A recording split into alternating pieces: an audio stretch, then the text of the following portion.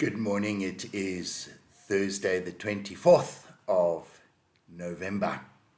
And today we continue the exciting saga of the prophet Zechariah.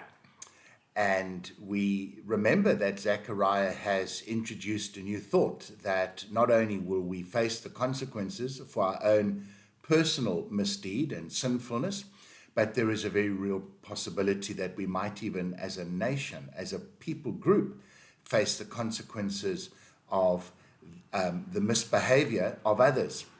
And in a sense, this is not to say that God, somehow vindictively punishes the innocent because of the crimes of the guilty, but that there's a sense in which in punishing the guilty, it could well be that those of us who are innocent, or those who are innocent, I mean, I put myself in that group, those who are innocent may also feel some of the consequences of that.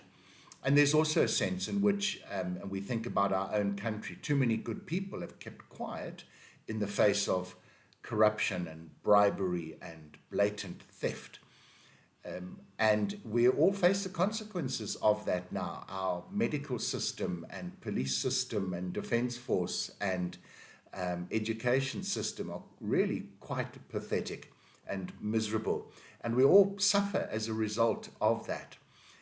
So that's just a simple example for our current context. But Zechariah says, as a nation, the people, the Jewish people, the Israelites, will face the consequences because as a nation, speaking generally, they have turned their back on God and done the wrong thing.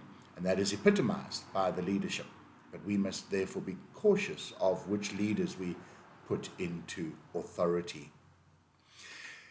And we concluded yesterday that we need to just live the best life we can. We may face some form of consequence, but if we can be a little light shining in the darkness, we can be that good yeast working our way through the flour around us, then we will have an influence far greater than we could ever imagine around us and the people who may well have stooped to corruption, but because of our quiet, calm influence, they will now think twice and not do it.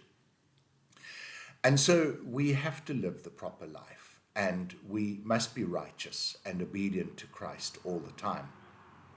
But the point that comes through yesterday and again today quite solidly is the faithfulness of God, that as much as Lord of Lords and King of Kings, he may do as he wishes, and he may well punish an individual or the whole nation.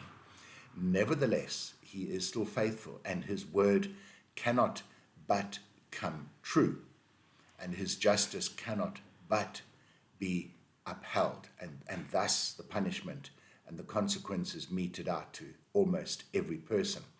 But the faithfulness of God comes through, and it stands almost in contradiction to the lack of faithfulness of people, that we will confess with our lips one thing, but in our hearts and our minds we are thinking something quite different, and with our hands we do the different thing. But God can only ever be faithful to his word.